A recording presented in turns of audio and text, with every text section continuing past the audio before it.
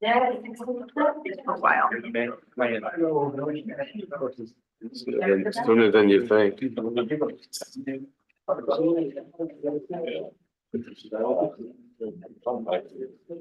Let's see. Okay, I call to order the city council meeting for the city of Petoskey for March 4th, 2024. Ask that you rise with me for the Pledge of Allegiance to the flag of the United States of America.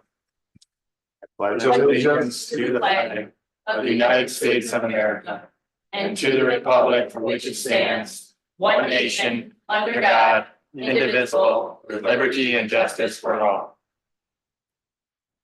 We won't let these latecomers have to do that with us. Make up the pledge. Let's wait till they sit down now. All right. Ms. Beck, would you please call roll? Demore, present. Shields. Here. Wagner. Here. Walker. Present. Murphy. Present, we have a quorum. Next is a presentation. It's to hear a presentation by the District Library Director, Valerie Meyerson, concerning the Petoskey Library, District Library's 2023 annual report.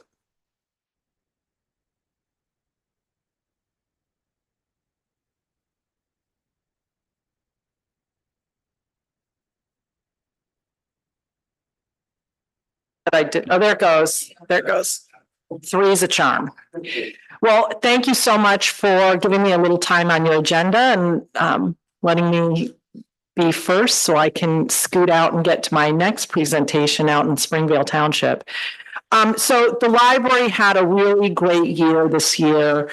Our stats, and I gave you all a copy of our annual report. Our numbers this year are steadily continuing to rise. Our door counter was up 11%. We had over 86,000 visitors to the library last year. Our circulation was up 9%. So people borrowed over 172,000 items from the library. Our meeting room usage was way up as well.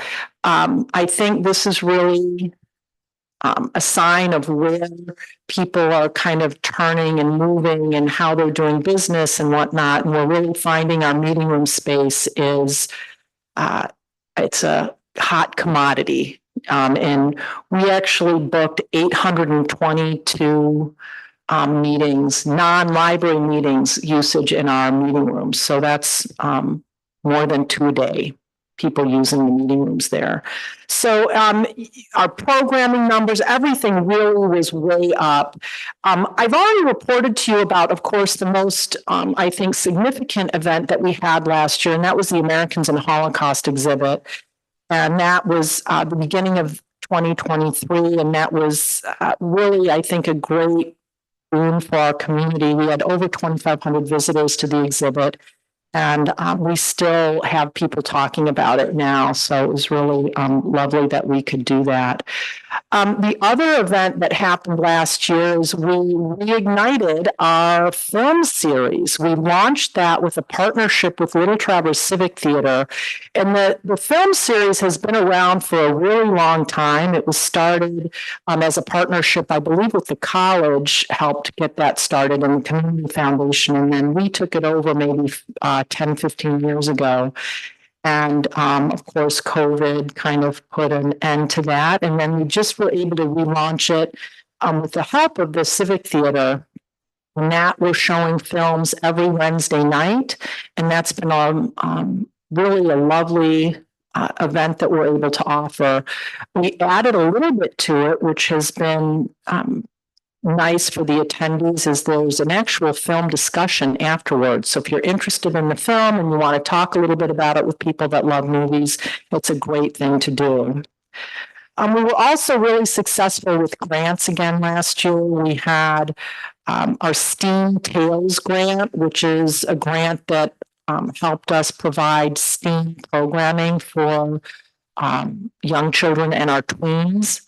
We also were granted some senior millage monies, which helped us expand and continue services and outreach into the senior living homes, as well as our Bibliobag program, where we can provide direct home mailing service to people that are homebound.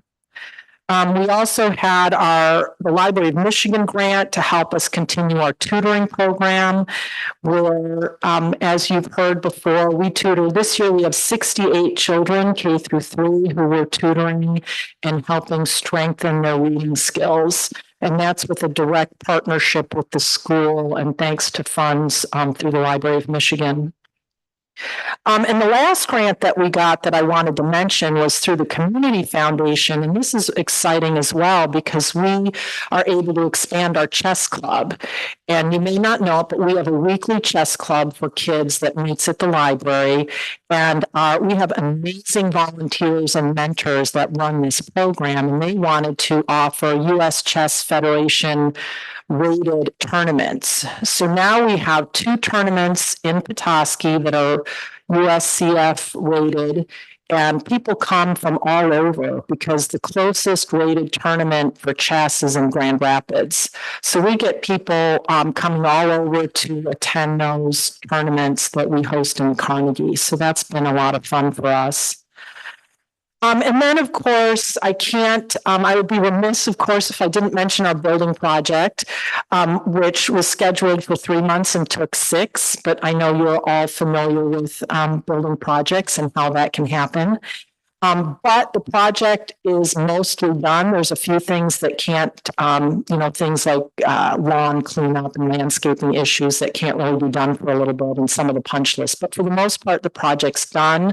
The building is secure. Hopefully will be lasting for many, many more years with secure stonework all in place. So that was nice to get that one checked off.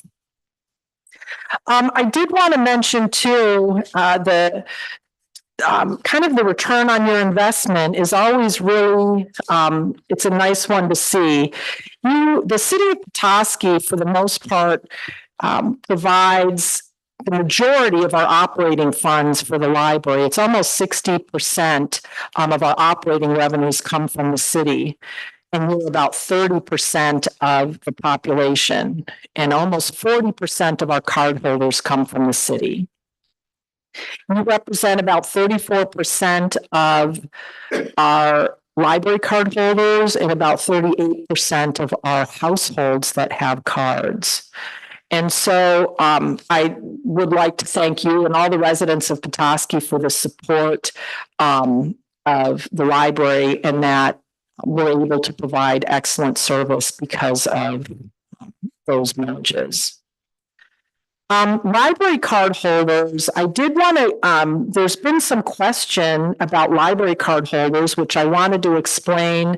Recently, well, in the last few years, we made a policy of family cards. So if your parents and you're not ready to get your child a card, or it's just easy to coordinate with one library card, that's fine. You can have a family card. So we have a lot of people that have moved to family cards instead of individual cards, which I think has been nice for our families, especially if you have a bunch of kids trying to figure out who's got what and where all your books are. So that's been nice.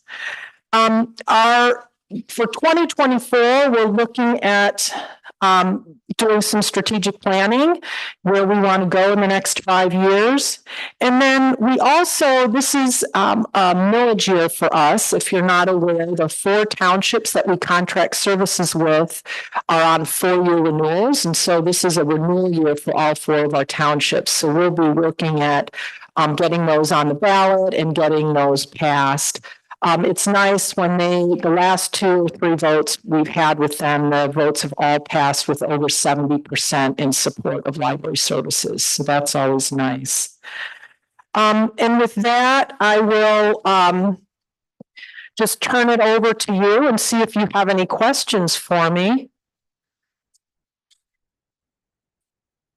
First, I'd like to say, Val, thank you very much. We all appreciate every time you come here.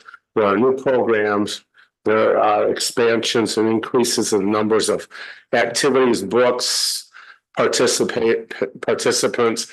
So it's very impressive. Could you introduce the three people that are here tonight that are with you? Sure, I have three of my, as you know, I have a 5-member appointed board, and we do have one student trustee, but three of my board members are here. Amy Jansen's on your left, and Ann Ingalls, and then President Kim Block on the right there.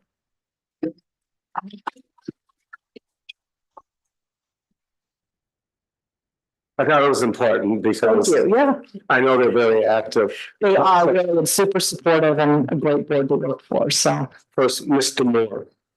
So just a quick question, Val. The millage, is that in November? Yes, the most likely, it could be on the August ballot, but typically the townships like to put it on the November ballot, so. Okay, just to raise awareness about that. And then just a couple comments. One, I was a user of one of those meeting rooms with students to get input about a potential youth advisory council for the city of Petoskey. So that was awesome and I'm grateful. And then just a shout out to every year, the library hosts Ask the Lawyers, which is a free opportunity on Law Day, May 1, for people to come and ask questions. And that I never have to remember it because your folks always reach out to me to remind me that we should sign up to have that happen. So that'll happen again this year and we're grateful. Thank you. Mr. Shields. Thanks, Mayor. Thanks, Val. My kindergartner loves the library, begs to go to the library.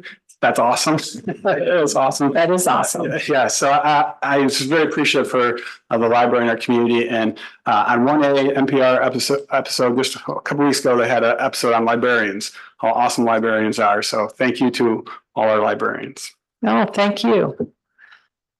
Mr. Wagner. Thank you, Phil. It's awesome news all around. I've shared with a number of people the winter, there wasn't the winter carnival, the winter event at Crooked Tree that you participated in. I thought it was awesome that you shut off the video games and filled the room with board games. It was so busy and that was incredible. And as of last year, but this goes back to knocking on doors 4 years ago. We had a woman, her grandchild had food allergies, and she asked for a allergen-free Easter egg hunt.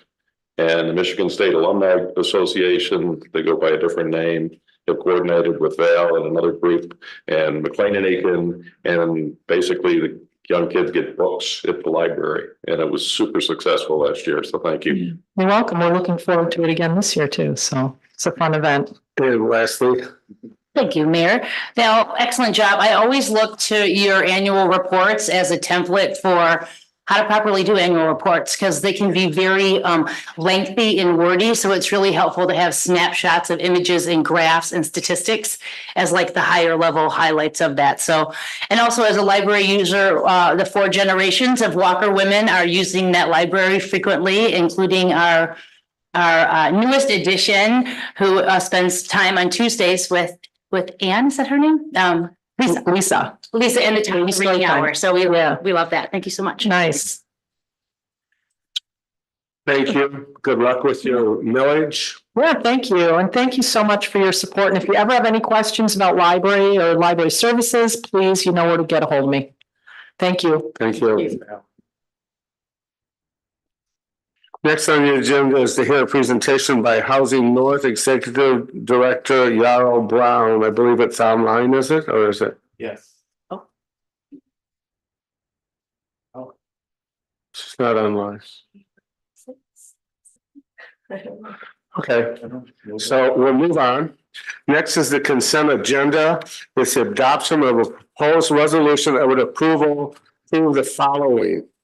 The February 19th, 2024 regular session city council meeting minutes, as well as acknowledge a receipt of certain transactions that have administratively occurred since February 19th, 2024, as well as 2 other things, and that's one is authorized to contract with David Hoffman Landscape and Nursery for $29,875 for planting of trees at various locations throughout the city.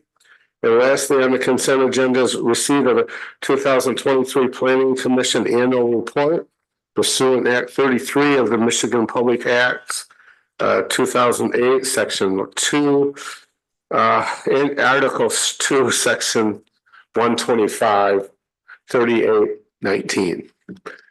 So I go to council. There's also been something in front of you for the minutes. There was a correction. If you look through, there are some gray areas there. Those were through Ms. Demore had pointed out some possible questions on that. I don't know if you want to take a look at this current updated minutes.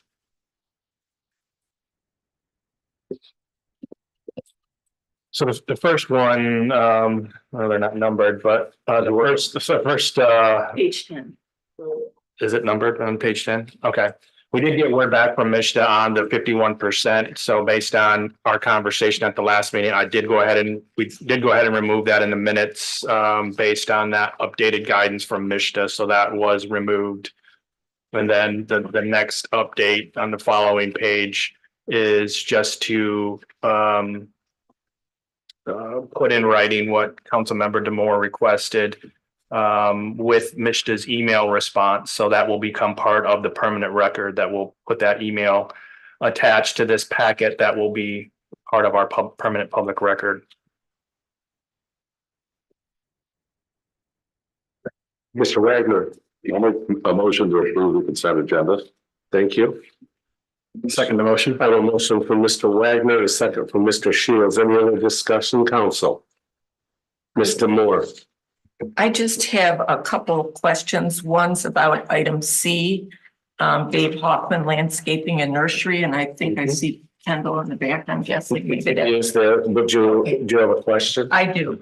I'm curious, I'm assuming this to be true, but with the selection of these trees, have we kept in mind view sheds as those choices were made?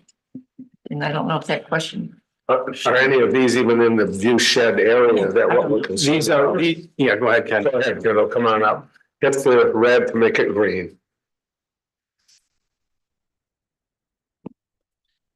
So this is our annual contract that we let out, and it's basically right-of-way trees and a variety of species in different parks.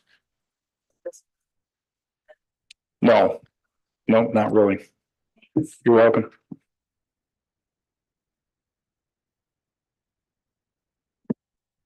Wagner, Yes. Shields. Yes. Demore. Aye. Walker. Yes. Murphy. Yes, motion passes 5-0 on the consent agenda. Now we move to public comment. This is your turn, your chance. Come up to this mic. Full name, full address, and talk to the council, not to the audience. And is there anyone wish to speak? Mr. Frost, come on down.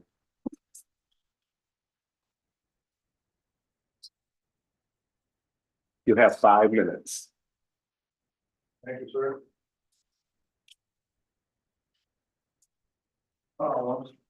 Hit your button there on the. There you go. Yeah, I thought it was still on from the last person. Well, I'm here again about my vacation rental, my short-term rental that I said last week about. So rental, I started building it in 2002, dug the hole, laid the blocks, did the framing. And started running it out in about 2013, 14. And it's been a wonderful place. I live in the front of the place and there's like 8 rooms in the back. I'm on a double lot and I'm on an alley, so that's not bothering anybody. Many Airbnbs have problems with parking. I have a driveway enough for like 5 or 6 cars. I'm also 300 feet from a big commercial building right across Howard there. I'm not that far. It's not really much of a residential area.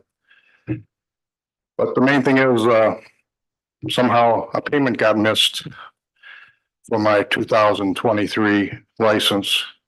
I believe I sent it in. In fact, Sarah sent me a notice 16th of December to send it in. I have a pretty good memory. I play 50 songs by memory at the senior center every day, you know, and have an advanced degree in math. I don't balance my checkbook because I only have about 1 or 2 checks a year, so I never noticed that the check was not cashed. So all I'm saying is that, and as soon as I found out immediately, in October, I was pretty, not immediately, but I went down and tried to pay it, but because of the temporary injunction, I wasn't able to pay it. So I'm just trying to get through the roadblock that I want to get back to having my license in 2024, because that's how I support myself. I have very, very limited Social Security, and I have a couple of kids who are needy. And I just feel I should have my license back without having to go to a trial and court and all that, because it's about a missed payment. And I don't know if I was at fault or the post office was at fault or something else got lost. But there's never been any violations at my place. It's been a wonderful place. Many wonderful families come year after year. And I only run about 50 nights a year, which is, you know, very low. Some places run a lot more places, but I have a really high quality place. And most of the rentals most of my reviews are 4 and 5 stars by people. So all I'm asking is that the council considers going through whatever procedure it is so that the rental board, Sarah, can give me my license back for this coming year so I can support myself, you know, and not have a heart attack from all this stress at my age. It's very stressful. And here I built it on myself. I maintain it well, try to follow all the rules. It's a small part of the year, 50 nights. So I just asked council to consider this. And I don't think there's many other people who actually live in their Airbnbs or built it themselves or have such an isolated thing. I have a big garage blocking one side, the alley on the other. So it's very isolated, never any complaints. So do you have any questions?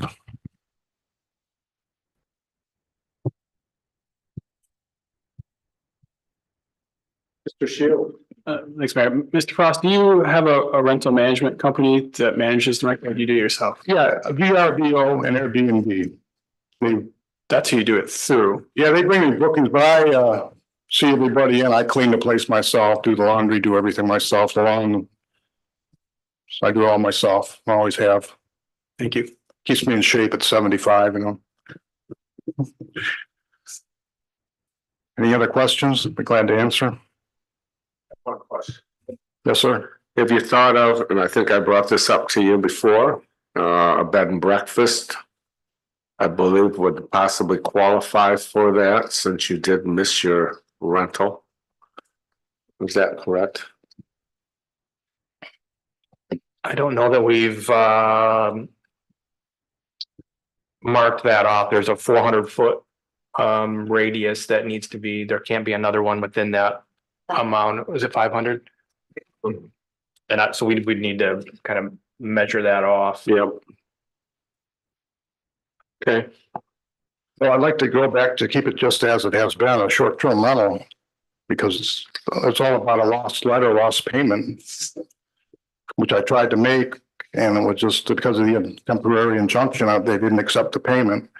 And I also sent email out to most of the members about how Legal Beagle views this. Many cities, if your payment is late on your license, they send you a monthly statement. And they take interest on what, and they'll also work with you if you can't pay it right away to grandfather to help you get an account and pay it off slowly before you go to court. But this policy in the city is immediately you're late, they don't warn you and you shut down. And well, I would gladly pay it, wouldn't have to go through all the stress and all the trouble and all the. So I wish they had a thing where they. One simple email, hey, Al, your payment didn't come in. I say, what? It would have eliminated all this. So this isn't about violations, trouble. It's about a lost payment. So I would like to get my license back. Thank you very much. Mr. Shields, you have a comment? Thanks, Mayor. Mr. Frost, I, as your representative, will make a note. I'm going to try to stop by and just have a discussion with you, if that's okay. Sure. I can't speak on behalf of council, but I'd love to learn more and talk more about it with you. So I will reach out this week. I usually knew I'm over at the Friendship Center, play piano over there. Thursday, they play guitar in Ellsworth, so Thursday's not a good day, so. Okay, thank you. Thank you. Appreciate Thank it. you very much. you. Anyone else wish to speak to council at this time? Anybody online? There being none. We'll go to city manager's update. She's on there now. I believe, Yarrow has, We're doing you. I called you up. We'll do it after. okay, Hey, thank you, Mayor. we started. All right, it's just. Easier, really. Okay, very quickly, a few things to highlight, being this is the first meeting of the month. We have some birthdays that I'd like to highlight from staff standpoint. Joe Conti really handles our buildings and grounds, does a wonderful job for us celebrating their birthday this month. Terry Barrett, Public Works, Adriana Dixon in the Finance Department, Miss Beck has a milestone birthday, which I won't give the number, but I'll let her divulge that information. 25. That's it. Jonathan Zoroff, water, wastewater, and Wyatt Putman in the electric department, all celebrating birthdays this month. Work anniversary, John Tompkins will be celebrating his first year with us. John runs the marina and does a variety of other things within Parks and Rec. So we're thrilled to have John on board. Sydney Nielsen, water, wastewater, 3 years. Tyler Hart, Parks and Rec, 5 years. And then Kendall celebrates 7 years with us this month as well. Wow. Time flies. Just a few updates overall. I'm happy to report that there hopefully will be a closing this week, Wednesday, with the Michigan Maple Block site. This has been a long process to get us to this point. I'm thrilled that we're hopefully going to be able to kind of get the transaction accomplished and move forward. We have released, the county is facilitated an RFP for abatement and demolition. As you may recall, the Maple Block received a $1 million grant from the State Land Bank that's being facilitated by Emmett County Land Bank. So they have put together an RFP for that work for abatement and demolition that was released on March 1st. Bid opening would be March 18th. So this advertisement has gone out across all the different builders exchange services looking for potential bidders. There will be a site, the site will be open on March 6th for inspection. So any potential bidders can do a walkthrough and look the facility over. And then on March 28th, the Emmett County Land Bank a board would hopefully award the bid at that time. And then that would quickly follow up with start of abatement and demo work in the month of April. I also was, I pushed out this morning, we were notified that the city we were set aside $500,000 from the Mish Chill grant program. This would be for homeowner improvement project funding. So you can likely will have a grant agreement for council to review in the coming meetings. So we're excited to be able to provide this opportunity to homeowners in the city of Petoskey, and there'll be certainly much more information forthcoming about that opportunity. Wanted to provide a quick overview, and I don't know, Sarah, if you want to run through this or you want me to, but kind of give an overview of early voting and then the presidential primary voting tallies. You want to run through it? Yeah. It's fine. So Shane and I were discussing today, last week was the first early voting for the state of Michigan. And I don't know the actual number of Emmett County residents, 30,000-ish amongst the 18 jurisdictions. So out of all of Emmett County, the total walk-ins for early voting was 249 at the VFW Hall. And 23 of those voters came from the city of Petoskey. So you can tell that the turnout was quite low. I think statewide, we were at like 70 some thousand. I foresee that number slowly increasing as time goes on. So, and then last week on election day, the city had 1,274 voters walking, I shouldn't say walking in, but total voters. You can see the absentee voters was the majority of our votes with 855 ballots. We had an AV counting board of 5 individuals that opened those for about 6 hours. One member is in the back, so thank you, Kate. And then, so citywide, it takes us to 25.8%. So, and also Charlie was a poll worker his first time, so thank you, along with 14 others. So. Thank you, Sarah. I also wanted to highlight, next week, actually starting this week, tomorrow night, we will have our organizational meeting of the Board of Review. This is be from 6 to 6:30.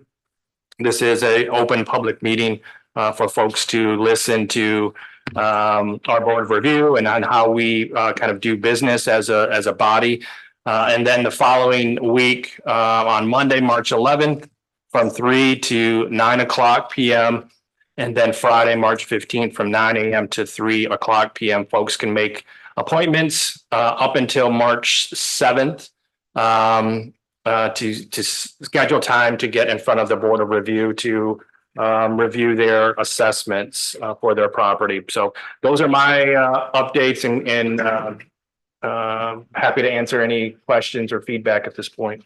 I know council and myself are very appreciative of the people that worked at the polls. I know you many extra hours above and beyond your regular hours, as well as the individuals, such as 1 or 2 in the audience who volunteered to do that, Charlie, Kate, Marshall. So thank you to all of you that do that. Also, you know, Maple Block wouldn't have happened in most communities without having a staff, Mike Robbins, Shane, et cetera, that were willing to work with these people and make this happen. Now, there were many pitfalls along the way. I know I got many calls. Shane got many calls. I'd pass them on to him. So he carried the ball on this, and it was great that this happened because this has given an opportunity for 204 apartments in Petoskey that we otherwise wouldn't have. So thank you to staff. Council, anything? Now let's go back to Miss Brown, Yarrow Brown, the Housing North Executive Director wants to do a presentation. She's online, and hello, Yarrow. Hi, thank you. I'm sorry I couldn't get on earlier. I did not know how to find the Zoom link. So we're good. I don't have a formal presentation. I guess I just wanted to visit with you again. Thank you for your support of the Housing Ready program. That's been in Emmett County now for, I guess, 3 years. And we are going around and asking for support to all the units of government in Emmett County, as well as, you know, individuals and organizations, and wanted to just get in front of you to see if you have any questions about the program, but also just to let you know that we feel like there's some really good momentum. And while we wish there were more units built, I think we're all really working as hard, and you're not the only community that is in this situation where housing is so needed, but we're working really diligently at Housing North to help remove those barriers and do everything we can to help Emmett County as a whole, as well as Petoskey, make sure everybody has housing in your community. So I just wanted to, Shane and Andrea and I have been kind of talking about the goals for the next couple of years and how best she can support the city of Petoskey. And there is a contract, I believe, that we'll bring for the next meeting, but just wanted to, I guess, get any feedback or thoughts about how our Housing Ready program can best support your community as we work through another potentially 2 years of support for that program. Also, do you have any questions or comments? Ms. Walker. Oh, thank you, Mayor. Thank you, Yarrow. Appreciate your time as well. I guess 2 new issues that we have, policies or ordinances that we've passed recently. The first one is a housing readiness grant agreement with MISTA that the city will be facilitating through a contracted agreement with Beckett and Rader, and a gentleman, John, that's currently providing consultation services for our planning And so there will be an opportunity for us to, and I would hope that we would get the assistance of Housing North, of course, because that zoning toolkit that we got back at the conference in 2022 is going to be an essential kind of document to help guide us in those conversations. So I would hope that Housing North would be very active as we proceed forward with that $50,000 grant and being that source of creativity and helpful out of the box thinking that I would expect nothing less from Housing North on. And then, of course, the Chill Grant that also is up for last meeting, we approved as well. So there will be opportunities for us to discuss, what kind of outreach would that look like and how will we build the capacity to let our community know that this grant money is available for single family homes and addressing some of the blight and International Property Code maintenance issues we have in our community, whether that be in the different residential wards of our neighborhoods or of our city. And so I would hope that Housing North would help us in those evolving conversations as well. Thank you. Yes, those two are on the list as we work on that kind of scope of work. So that, and certainly we can be involved in all of those things that you mentioned. Mr. Moore. Hello, Ms. Yarrow. Thank you for being here. I'm curious if there's anything on your radar at the legislative level in Michigan that would look toward incentivizing 0 to 80% AMI.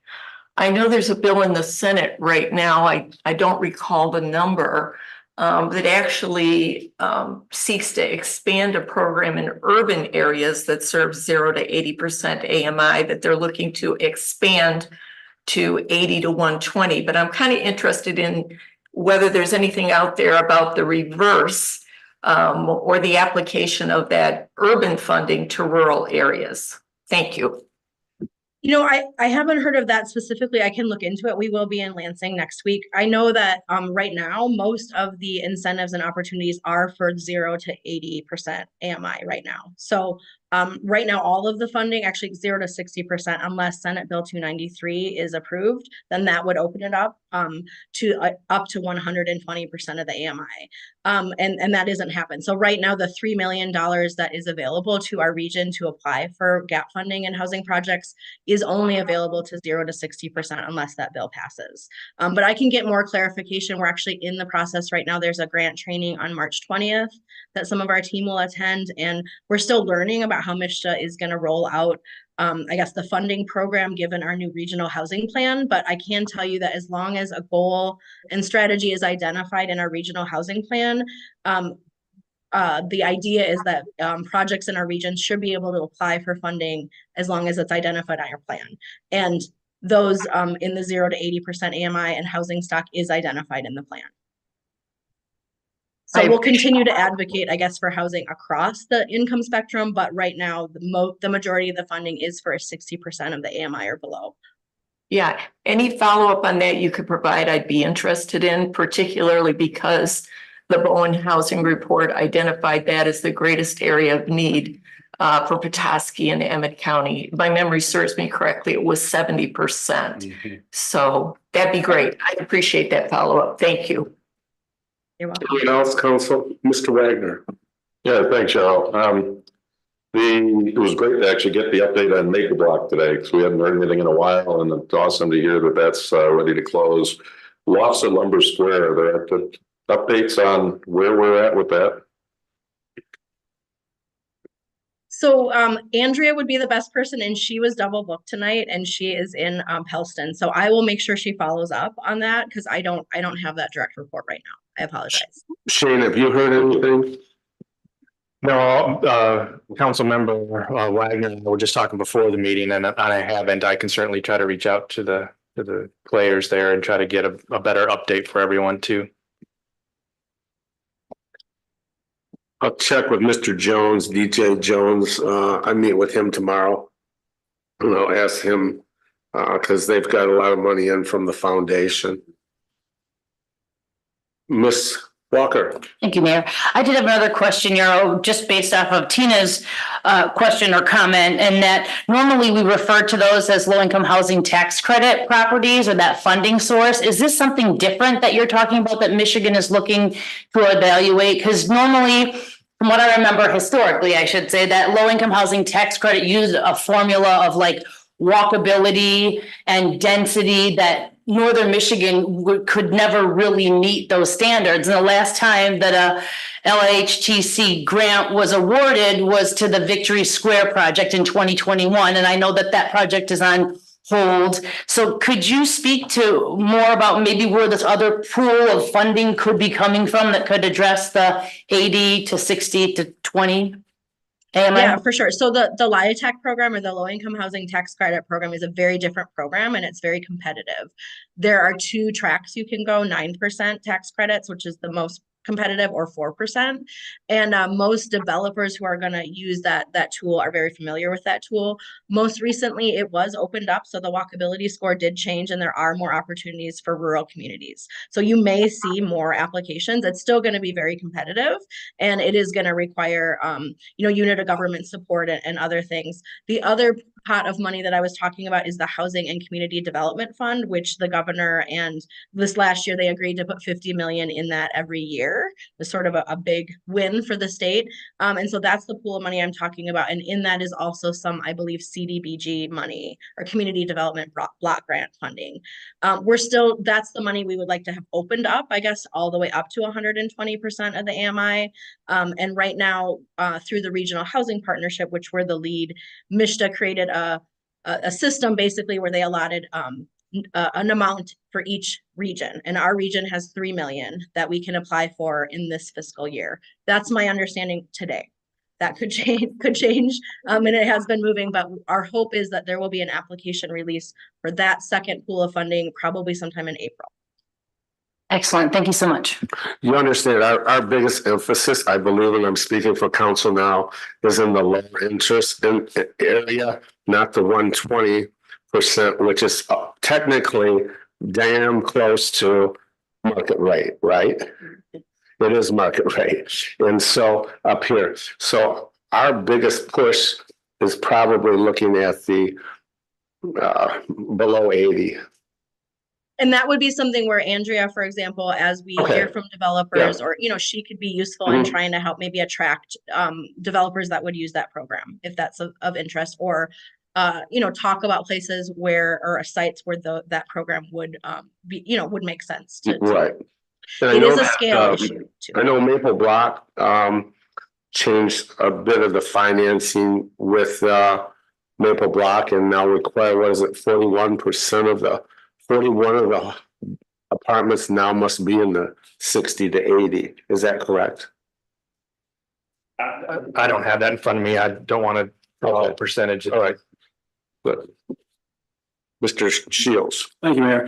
Not to contradict, I actually just want to say, and it's also about the inventory. So I actually would push back against the need to focus on just below the 80%. Some of the research I'm doing, and the housing advocates, and coming from Housing North and other housing advocates throughout the state, it's about inventory, and that there is scientific literature showing that migration movement happens. So if we provide more inventory in housing, that even if it is market rate, it opens up. We have, and Mary brought up before, we have a lot of below market rate housing apartments here. So movement is important and key. So it's about inventory. Ms. Brown, I just wanted to emphasize and how important Housing North is to our region. And Ms. Jacobs, she's very active in our area, and just plays such a key role. I've been very thankful for her and your advising and encouragement, because as we run some of these federal and state grants are let's say bureaucratic, and it takes a local champion to help kind of keep that education going and that encouragement going. So I'm appreciative to Housing North. Thank you. Can I just add one thing that I wanted to mention about the LIHTC program? It is a scale issue. that Derek said. So if you're going to have a project that's 30 units or less, it's probably not going to be a LIHTC project. So there are other tools, and I would encourage you to talk to Jane too at Northern Homes, because that is her wheelhouse. I mean, she is expanding up to, in the lofts at Lumber Square, that is going up to 120, but I do feel like she might be a good partner to consider the clientele, or that 0 to 80% as well. Thank you. Any other questions, comments, council? Thank you, Ms. Brown. Thank you. Look forward to working with you in the future, as well as Andrea. Thank you. Thanks, Yarrow. Next is the appointment, consideration of appointments to the Compensation Commission and the Zoning Board of Appeals. First, I'll bring you forward the compensation, which is, I think, the first one on our list. And that is Mark Gaylord. Mark has served on several other commissions. He's up for the Compensation Commission. Since he's very fair-minded and conscientious person. He was a member of the board review for a few years ago. And one interesting fact is he identified himself as petrified university professor. So I think he's saying he's old, but we won't go there. Retired?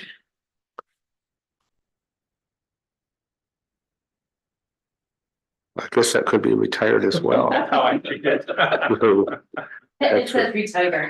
The eye in front of the heart, it's definitely retired. So, I mean, we have a motion. I support, we have a motion from Mr. Shields. Support. A second from Mr. Moore. Ms. Beck, roll. Shields. Yes. Demore. Aye. Wagner. Yes. Walker. Yes. Murphy. Yes. Next is Miss Kate Marshall for ZBA. Well, she says she's lived here for 43 years. She has 20 years of experience, everything from city council, planning commission. She was the mayor. Her picture is up on the wall, right behind her. She took her spot. So I bring forward her name. So moved. I'll be in the second motion, I have a motion from Mr. Moore, a second from Ms. Walker. Any other discussion, council? I do have a question. Yes, please. Can you remind me who is, Kate is filling a vacancy position on this ZBA? Yes, Yes. it was it McSweeney's? I think. Lord Paul. I think there was a vacancy that's been on there. For a while, I think it was McSweeney because he moved from ZBA to planning commission. Planning commission. I I'm not 100%, don't have the but list in front of me. Thank you. There was a vacancy. Thank you. So we have a motion from Mr. Moore and a second from Ms. Walker. Good. Roll, please. Demore. Aye. Walker. Yes. Shields. Yes. Wagner. Yes. Murphy. Yes. Miss Marshall, could you stand up and wave to the? Just do the Thank you very much. parade wave, that'd be good. Thank you. Next. Now we'll move to old business, and this is the adoption of a proposed resolution that would approve the purchase agreement terms and the sale of city-owned property. And it's to Neil Garson, and it's actually on 1034 Emmett Street. I don't know if you know this or not, but there is a pathway, possibly could have been a road going between two homes on Emmett Street that goes into Washington Park. It's been there forever. It's not in the plans to put a road through there, but a pathway. So therefore, there's lands that could be utilized by the residents and city. I know, Kendall, you're probably in favor of it. Shane is as well. So, Shane, do you want to discuss any more of this? Yeah, we've been working through this for a while, Kendall and myself and the property owners. There was a transfer of ownership with the property that the previous owners, previous users have been kind of encroaching on that city lot for years. You can kind of see where a path's been worn, where they're parking. That's for the most part on city property.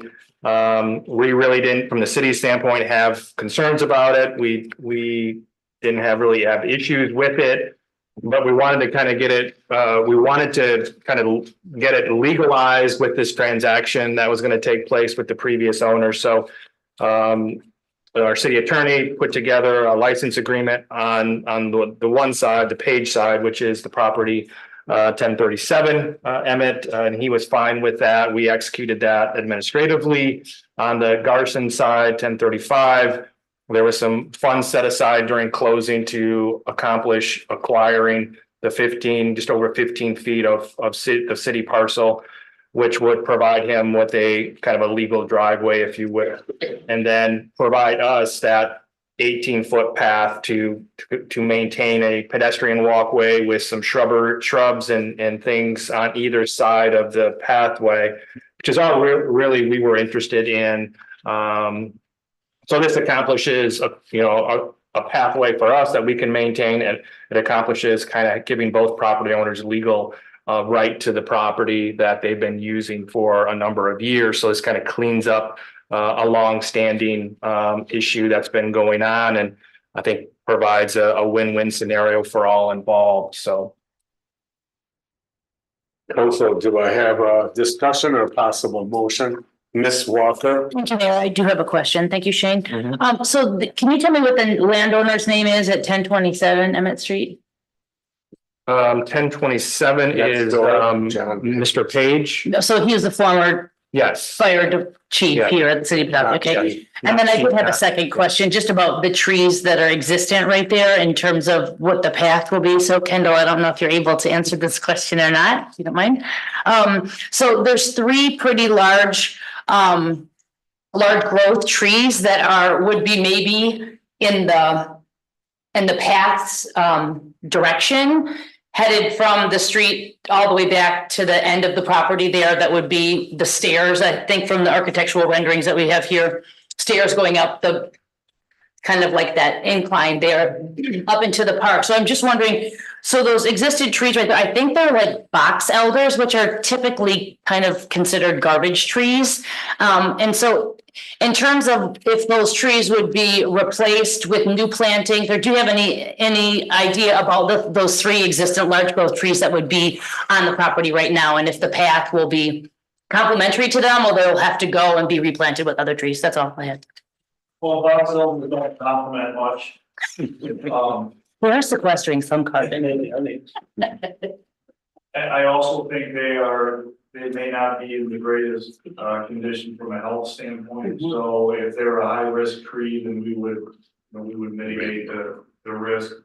I take a look at those this spring and see if we'll address those either when we focus on the path or if there are risks to those trees. In terms of replacing, I think that would depend on what the overall design of that path and Washington Park would be once we get the master plan to be. Thank you. I think that answers my question. Ms. DeBoer? So my question was, what about the property owner on the other side? And I think that's been addressed. So on one side, it's going to be a license, and the other side, it's going to be a sale. Mhm. Thank Correct. you. Yes. Do I have a motion? Mr. Shields? I move to approve and close proposed resolution. I'll second the motion, Mayor. I have a motion from Mr. Shields, second from Ms. Walker. Any other discussion, council? There being none, I go to Ms. Beck for roll. Shields. Yes. Walker. Yes. Demore. Aye. Wagner. Yes. Murphy. Motion passes 5-0. Now we're on to new business.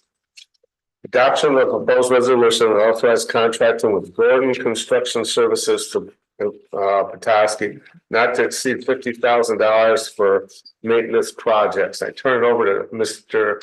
City Manager Horn. Thank you, Mayor. So in a lot of cases, we have a number of kind of smaller projects that we really want to get accomplished, but they're not large enough to gather much interest in and of themselves. So Kendall thought maybe packaging a few of these projects up into maybe one larger bid document may gather some additional interest. Unfortunately, it didn't really overwhelm us with the number of bidders, as you can see on the proposal. But we did get a bid, which is to be celebrated. So we do have funds in the budget for a number of these projects. So tonight we are seeking authorization to spend up to $50,000, which is what we have in the fiscal year 24 budget. You can see the bid total came back at 83,000, which exceeds our budget. So we would only ask for authorization to go up to our budget amount, and then we'll make that determination which projects kind of priority wise are needed within the budget, and then get those projects accomplished within this contract with Gordon Construction Services out of Petoskey. So I don't, Kendall, if you want to chime in on any additional feedback, that's fine. I'll answer any questions. Gordon Construction worked on the library project. They also were the prime contractor when we did the Bear River shelter, or I'm sorry, the North Country Trail Bridge that connects the natural area and River Road Sports Complex. So I'm comfortable with their services.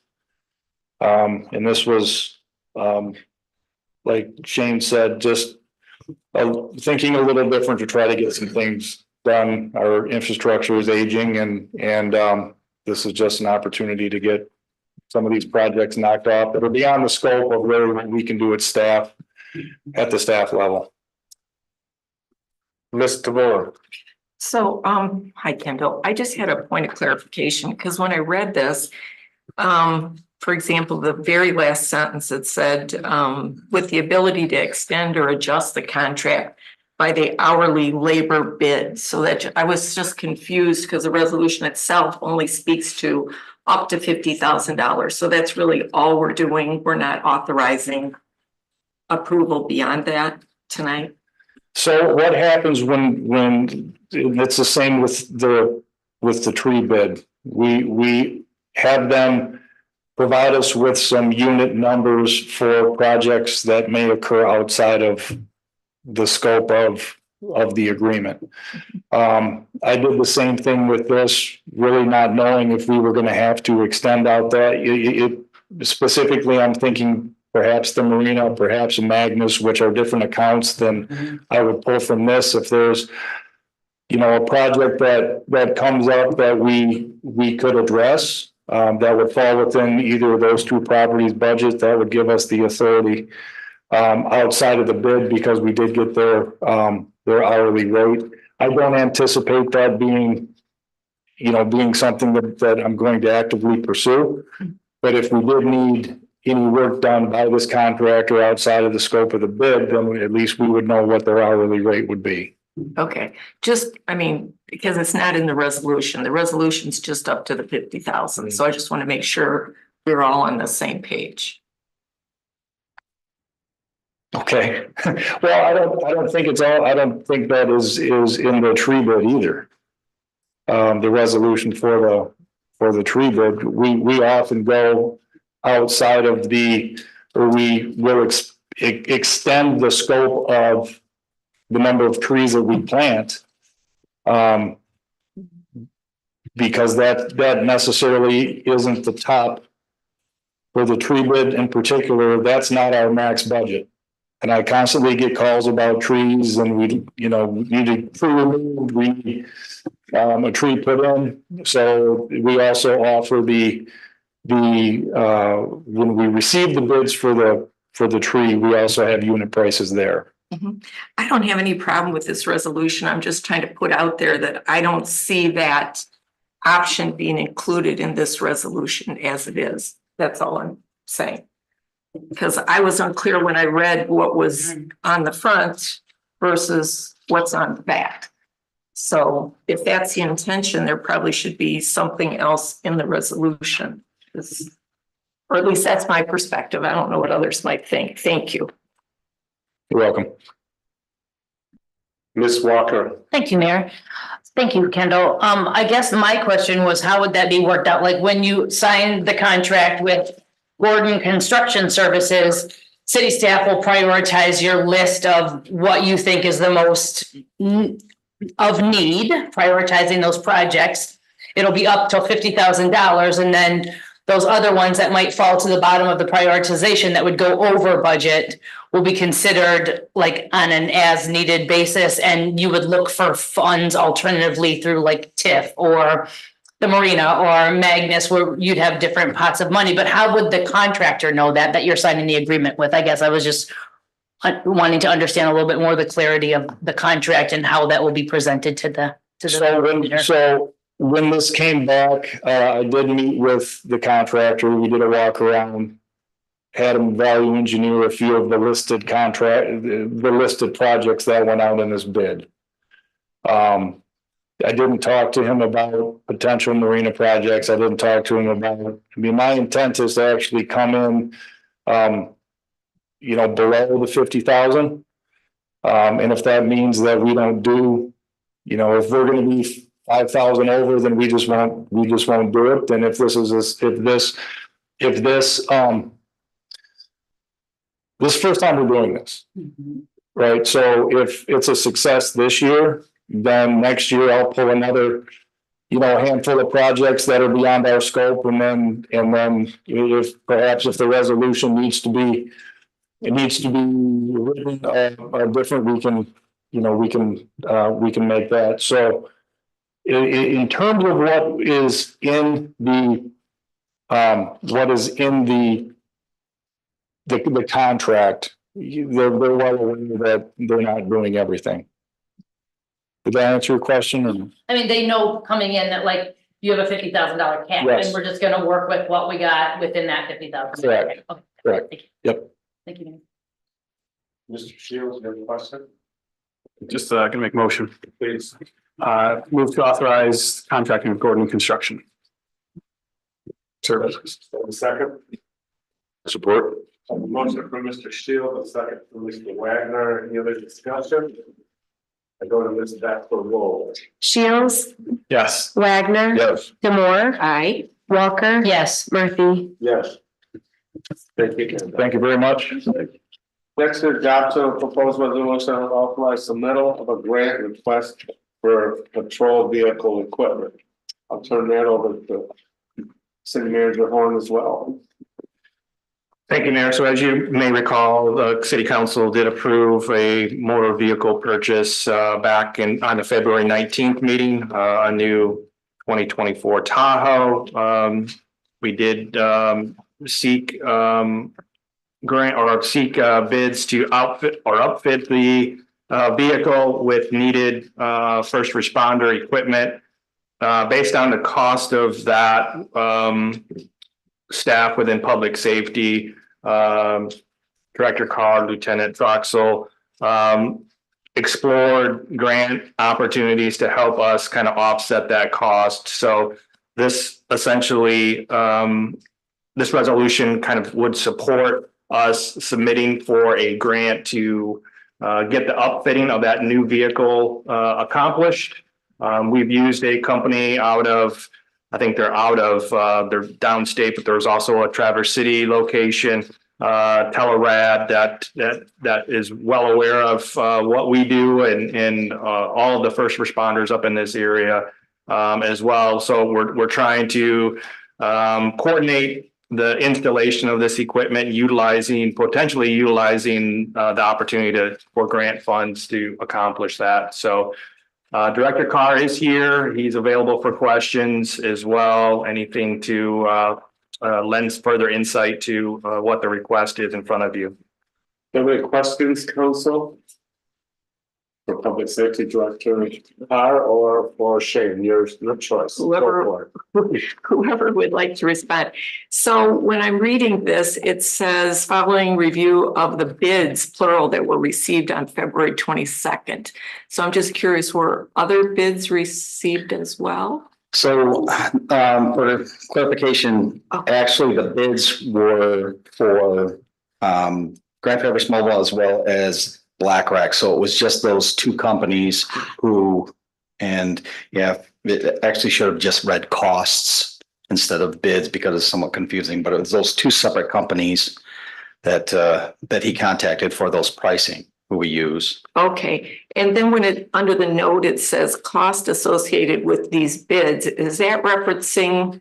It says costs associated with these bids are for the purchase of the equipment and installation. So are the cost referenced that installation line there, installation of equipment, or what is that referencing?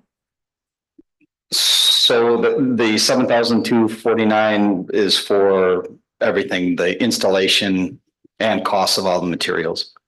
Okay, so that's what that's talking about. Yes. Yep. Okay, thank you. Yep, you're welcome. Any questions, council? Any discussion pieces, otherwise possible motions, then discussion, whatever you want. I'll motion to approve the grant application. Okay. I have a motion from Mr. Wagner. I'll second the motion, I have a Mayor. Second from Ms. Walker. So I have a motion from Mr. Wagner, a second from Ms. Walker. Any other discussion? I go to Ms. Beck for roll. Wagner. Yes. Walker. Yes. Demore. Aye. Shields. Yes. Murphy. Yes, motion passes 5-0. Now, it's a discussion, no motion needed, I guess. Discussion on the Petoskey Youth Advisory Council policies and procedures. And I'm gonna turn it over to Mr. Moore. Cause she is the one that is, I asked her to handle this. I think council, you supported that, I believe. For her to take this and run with it. So, Mr. Moore. So I'll, as briefly as possible, I'll go over what's happened up till now. So beginning last summer, efforts began to create the next iteration of the Mayor's Youth Advisory Council that was begun in 2005 by Mayor Ted Paul and the city council serving at that time, including, I believe, Ms. Marshall, who's sitting at the back. Initially, I met with Jenny Ati, a school board member, Dr. Leslie, the superintendent, Deidre Gamble, the high school principal, and two Petoskey graduating leadership students to discuss the concept of a youth advisory council and to get their input. Those leadership students, along with other students, led efforts to organize a meeting with a larger group of students at Petoskey Library to further assess the level of interest and what students were looking for in terms of governance-related experience. There was a high level of interest expressed and some really great feedback about what would be a meaningful opportunity for them. As an example, I kind of thought they'd dive in right away to issues. But when I asked about that, they said they didn't know enough about city operations in order to dive into issues. And that would be the place that they would want to begin, which I thought was extremely wise. I had a brief conversation with Mayor Paul as to his recollections about what went well and what didn't, what could have been improved in the first iteration. And I did the same thing with Ann Shrigley, who was a retired teacher who was an advisor to the previous iteration.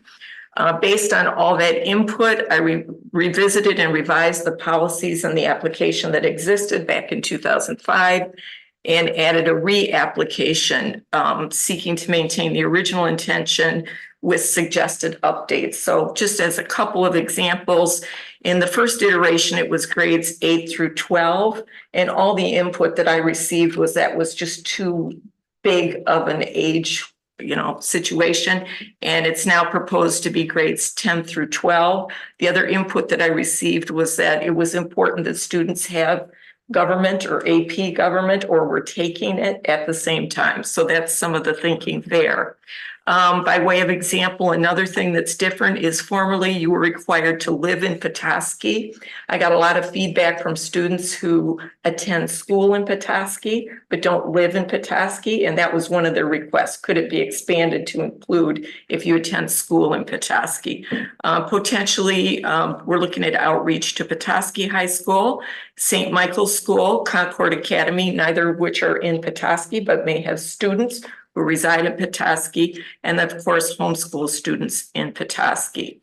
Once I had an iteration of these documents, I met with high school counselors Tamara Kologe and Katie Friends for their review and input, particularly with regard to date, like submission dates and when the program would run annually, and also looking at the essay questions to make sure that the time demands here weren't outsized for what we can expect with all the other demands of high school students. I also got some student input that day.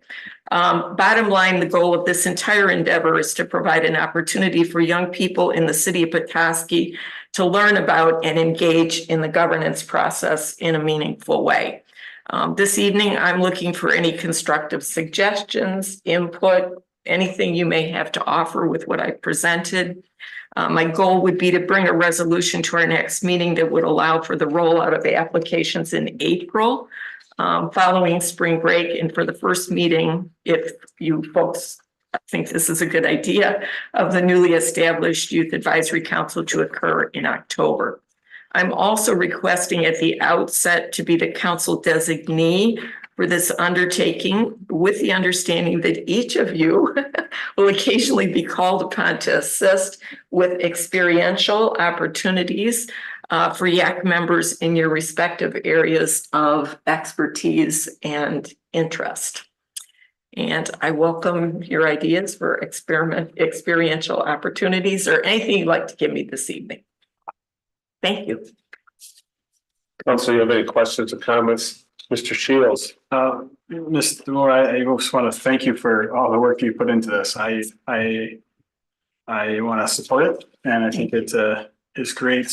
I read through it once. I didn't have anything to mark, so I don't have any constructive comments right now. I'll read through it again, but just high level, I think this is something that would be having a daughter who's a high schooler and entering the 10th grade age.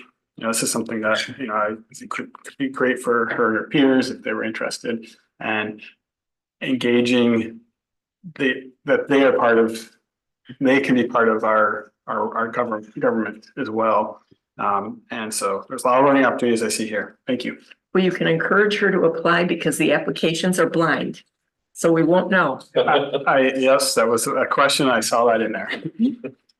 Ms. Walker. Yes, thank you. I would like to second those comments. At first I was like going through this, I'm like, who's organizing this? This is like a really heavy lift. And so you definitely have done your due diligence in research, and I totally appreciate all the sources of research and talking to people and really reaching out to the counselors and the students themselves.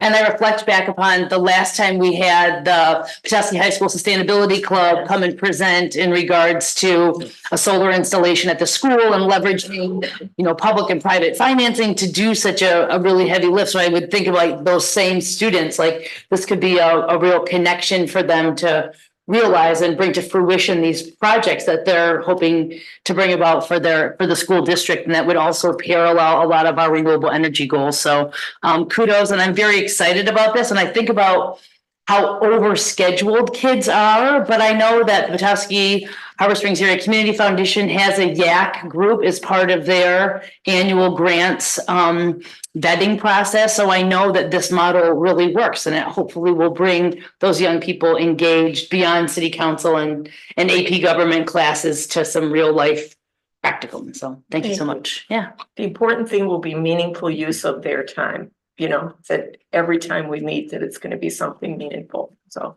thanks. Thank you very much. Thank you, Tina, for the great job. Mayor, real quick.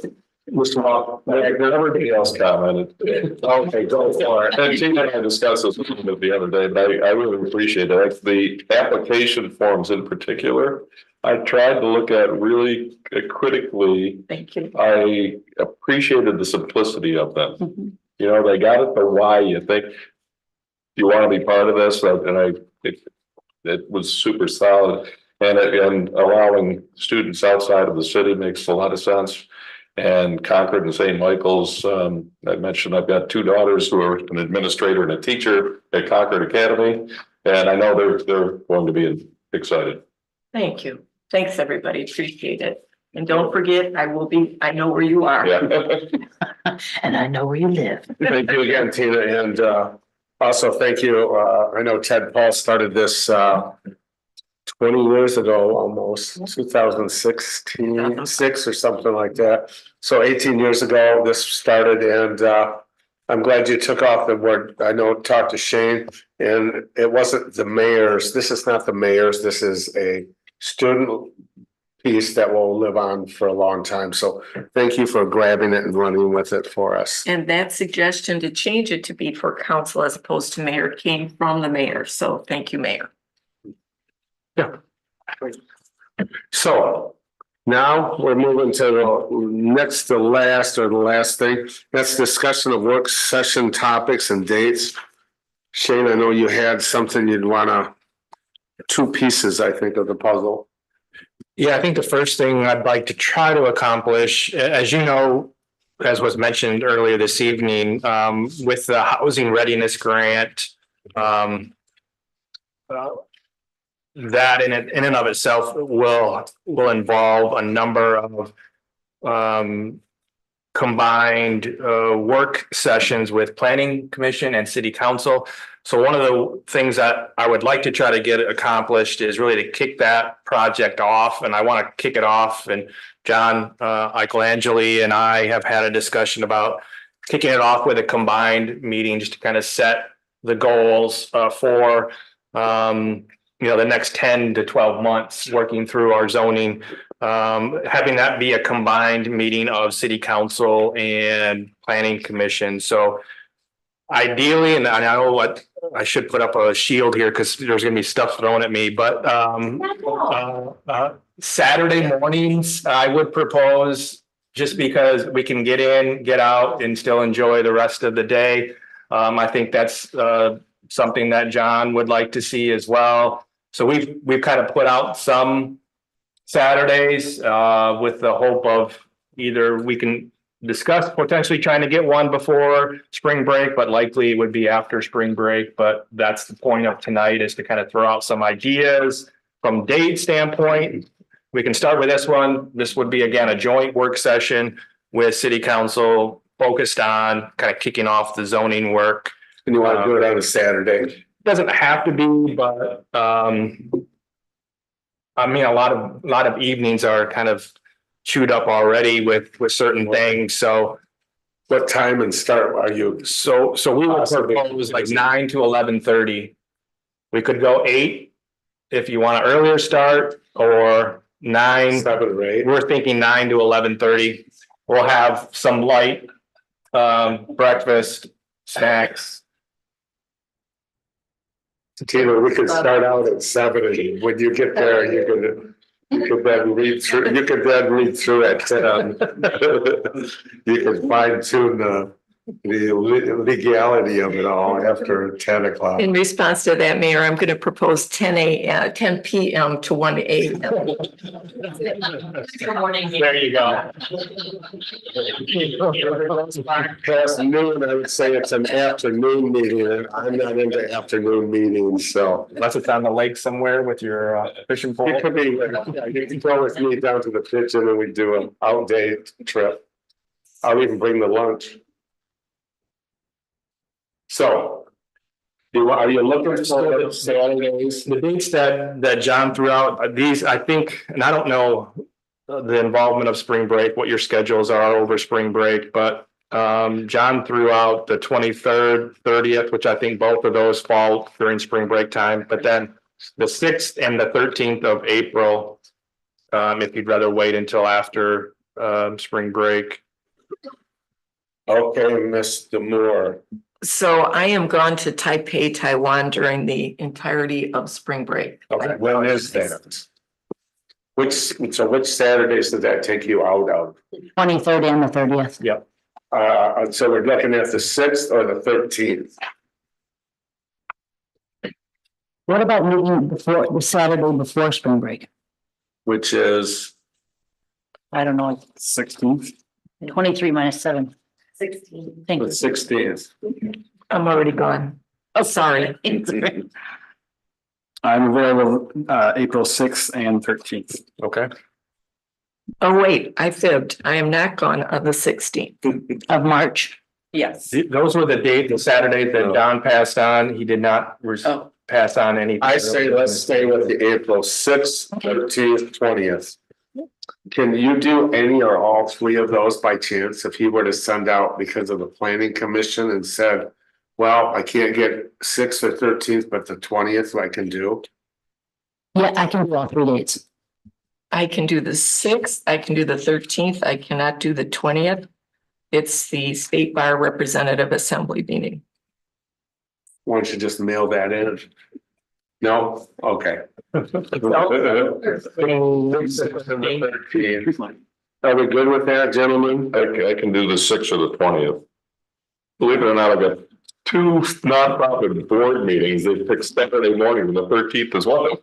So right now, how about, Derek, where are you at with this? I'm available all those. All three? Yep. So right now, the only one that is common amongst all 5 would be the 6th. And we're looking at the morning, right? Mine's going the 13th and Okay, can do the morning. So there's the 20th. just from a roll call standpoint, the only conflict on the 13th is Brian. Brian. And the only conflict on the 20th is Tina. Maybe you could have a makeup session for them on Sunday evening or something like that. Blood debriefing. We will try, I'll try, our first preference would be April 6th is what I hear. Okay. Should we try the 27th too, just in case, or no? Far out. And we really like to get this thing kicked off Of course. sooner rather than later, but. And then I would really want to have everybody there. I think it's important that everybody's available and chimes in. So let's go that next one then, April 27. What does that look like? As a second choice. 22nd, okay, everybody? Okay, on the 27th. Yep. Going once, Yep. twice.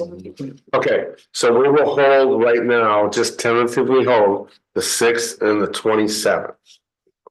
Okay, And just know that we have not conferred with planning commission. There's more of them. Right. Hopefully we can, so there's a the stars full, align here. but coming with a full breakfast, it would be like it'd be like Stafford's breakfast, right? The whole works, You know our budget. BYO. Bring your own. Get some donuts, Breakfast. Okay, thank you for that. I do have a question, Shane, if I may, Mayor.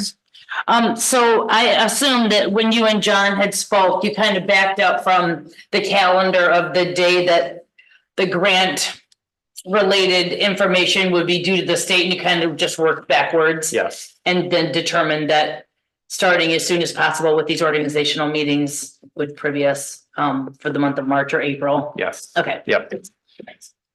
And the idea would be to, I think John initially, and I can send you the work plan, but I think initially he had like a meeting in the front and the back end, but I think with feedback that I've received is we'd like to probably incorporate a few more meetings along the way. That way, everybody's kind of getting updated along the way, and I'll have John here on a regular basis to kind of report out on how their work's going. Obviously, any of you can attend any of the planning commission meetings as well, and I would encourage you to do that to keep updated that way as well. But I'll try to have John here on a regular basis to report out. Okay. That way, when it comes to you, you're not seeing this for the first time. You've been updated, and we're doing this kind of a block at a time, if you will, a chunk at a time. Second part on this is the future work session ideas, topics, times and dates. And it says, please bring your calendar books, which it looks like you all did, which is great. do you want to have us review now all of these topics and? So I think just for my purposes, it would be good to know kind of, again, what things you would like to have discussions on. I really value work sessions. I came from communities that was a regular occurrence. And I would just throw this back out, and I as you know, I was the one that really supported moving it to an earlier time. I would say if council really wants to support a regular work session, potentially going back to a 7 p.m. start and having a work session at 5:30 if needed. We wouldn't have to do this every meeting, but if we went back to our normal regular time, that would allow us to keep our regular schedule. So we're not adding another evening meeting on an off meeting night or another meeting throughout the week. So potentially, we could go back to a later start and then just incorporate a work session as needed at, like, I would just throw out like a 5:30 start, if that's even doable for everyone to get here by then. Or you could do a 6 o'clock and just make it more condensed discussion, depending on the topic, obviously. But that's just thrown out there for, obviously it's your decision. Or take one night a month, one Monday a month. And try to have a 2-hour meeting with several topics. Typically, how I like to see work sessions done is these are obviously things that you're not asked to take a position on. This helps from a staff standpoint, get feedback. So as we put things together, we're doing that kind of collaboratively. So if things aren't just dropped on you, and you're seeing it for the first time, on the first and third Mondays of each month. We've had ongoing discussions on things. So you've had input along the way. So when it finally does get to you, we've had this discussion. We worked through that at previous work sessions. So the thought is that you can do that in a more relaxed session. Obviously, it's still an open public meeting, and we certainly want the folks to come out and participate, but you're not being asked to take any positions during that discussion. So. Mayor, I think Mr. Shields. I can be available. Yeah. What you're proposing there, like one meeting a month coming at 5 or 5:30. So, is that what I heard? I'm supportive of that. Moving city council and starting that city council late, or are you talking of a different Monday or something like that? Which of those are you referring to? Yeah, I was thinking about the same day as our council meeting. It is, how much can we get done in an hour? Yeah. So if we had a Monday, a different of first or a second or fourth Monday, then we would have a couple hours to address the topics that you wished. Ms. Demore. One thought I have, I know myself, I have a list here. I don't know if other people have lists too, but I was thinking that if rather than tonight going through these lists, we all funneled them to Shane. I think there's some things that could work really well with the concept you've proposed, and other ones that might be better for a Saturday morning, depending, once we see that list and kind of go through and see where the commonalities are. So you're saying council could meet on us rather than a Monday evening, as Derek suggested, possibly. You're talking maybe a Saturday morning instead. I'm saying a combination of both. Yeah. That something might be well suited to an hour and a half before a meeting, whereas if it's the economic development policy, that might be a Saturday morning or something. I'm good with that. Once we see the list, the big list. I think that's a good idea. Make a priority, all of us make priority list, starting with the most highest priority you have and listing it down, maybe. So he has an idea of what is your strongest, most interest area that you want to have addressed. Could we do it that way?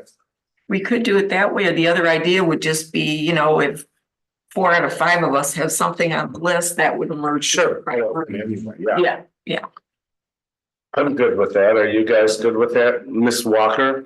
Yeah, I'm very flexible, Mayor and Shane, so I'm open to either one of those suggestions, and I feel like my schedule could permit that flexibility, so I could just put it out there that I'm flexible and let you kind of guide the suggested dates and times.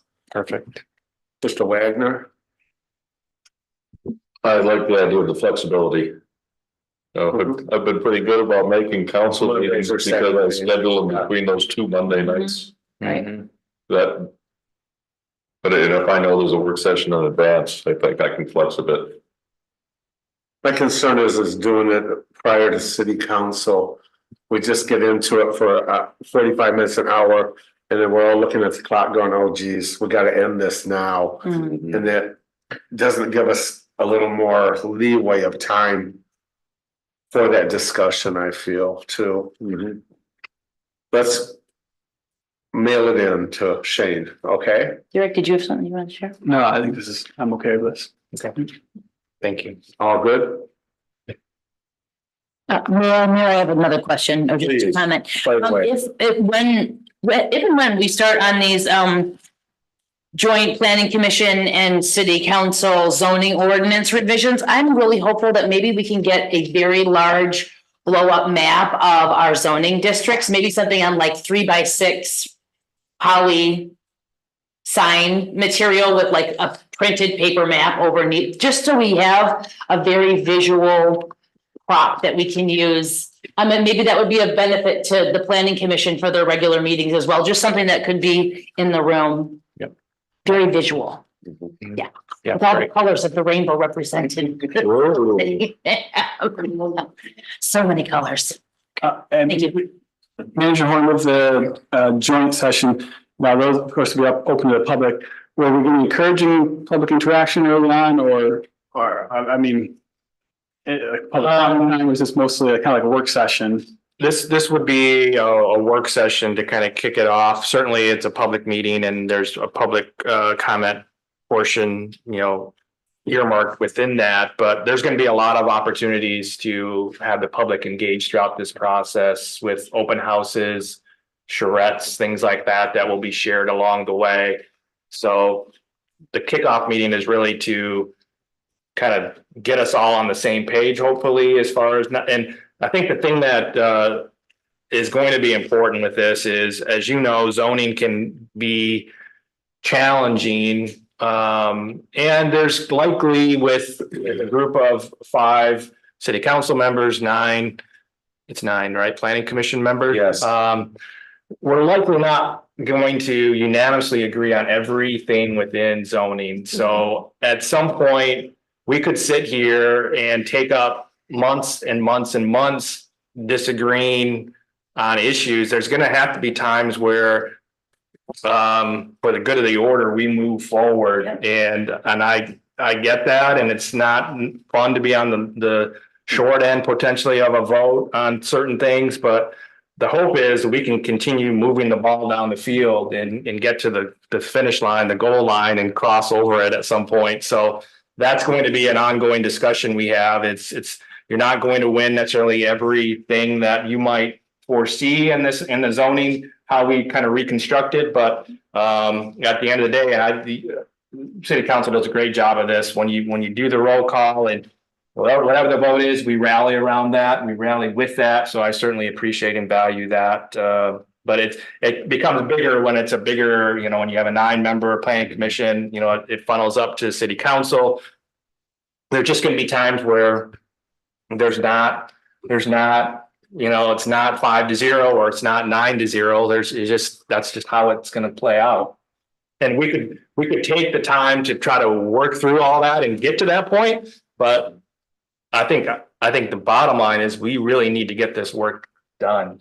And find where we have commonality. Right, exactly. We can move forward with commonality. Yep. And I know you guys are flexible enough to to visit that. You guys we've all been winners on stuff, we've all been losers on votes. And it's all good because it's a compromise of coming up with what's best for the city. So Shane, you summarized it well. Ms. Walker? Yeah, thank goodness we're not consensus-based decision-making, which I like in a lot of organizations, and it's helpful, but it's not necessary, and people can count their votes, because that's how it works. Yeah, thank you. I'm sure we'll be counting our votes. So I will start with council comments. First, I'll start with Ward 2, Mr. Shields. Thanks, Mayor. No comments. Ward 1, Ms. Demore. So I just wanted to give a shout out once again to our assessor for these sheets that go in every tax bill. Good for them. This is very explanatory, and a lot of the questions that I get answered every year and then still don't know the answer to the next year. So I'm always happy to see that. And then just one other thing I want to mention. I was in an MML training and it was about priority-based budgeting. And I don't know if anybody here at all is familiar with this. I was not. And I'm going to put this on my list for something that I think would be a great pre-meeting session. Is a gentleman named Chris Fabian. And what it's all about is municipalities that are undertaking a form of budgeting different from line item budgeting, where the budget is driven toward the priorities of the city. It's really fascinating, and how money is eked out of areas that you kind of don't even know about that doesn't really drive a priority. And so I'm just gonna, if anybody like to see, I've got the PowerPoint from the MML. If you're interested as an Could you send that PowerPoint, is it small enough to send an email out to people as an attachment? Sure, I'll send it to Shane along with my priority list. It's not the same as somebody explaining it, but it's really, really interesting. So thank you. Thank you. Ward 3, Mr. Wagner. Thank you, Mayor. Comment on an event that was held 2 weeks ago, the loss of our friend Jim Can, who many people in the city know. And it started at a week and a half before the event, 2 weeks before his funeral. His 40-year involvement with the marching band, the band leaders came to a group of us and they wanted to plan something. In a week and a half, they planned an event at the high school. Over 400 people attended, and they raised over $33,000 to help with medical bills and also go towards scholarships, anything beyond the medical bills. And the gentleman, Phil Millard, and I spoke at the event. And one of the things he said was, Brian, this is community, and we need a lot more of it. And we have it. It is a great community. And for the turnout there and at his funeral and so on, it's really heartwarming. And we'll all miss Jim. He's left his mark. Ms. Walker, number 4. Thank you, Mayor.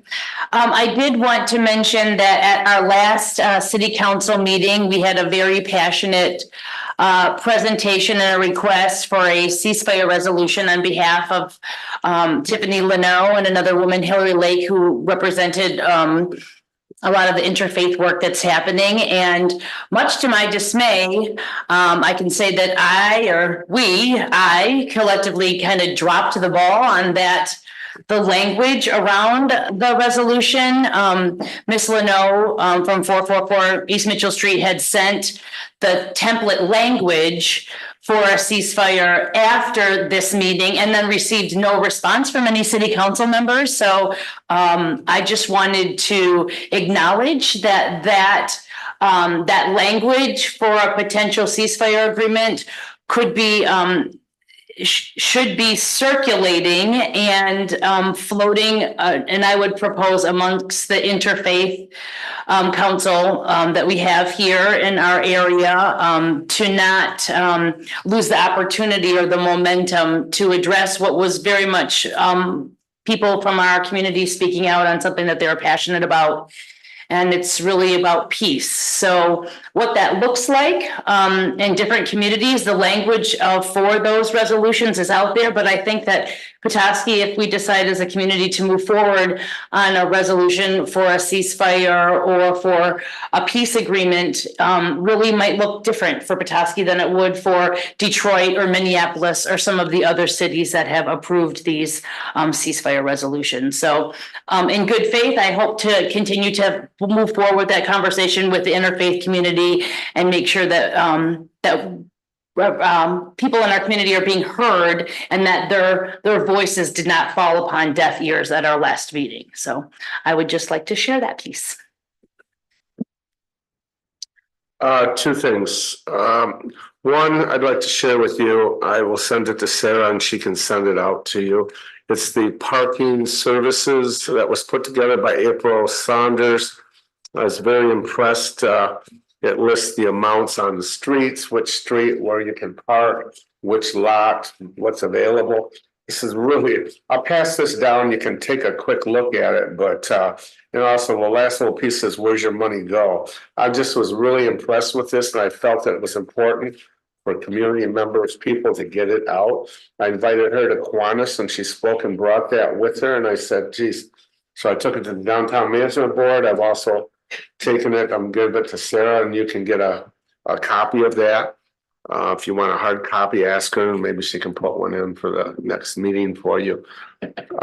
Secondly, probate judge Valerie Snyder contacted me.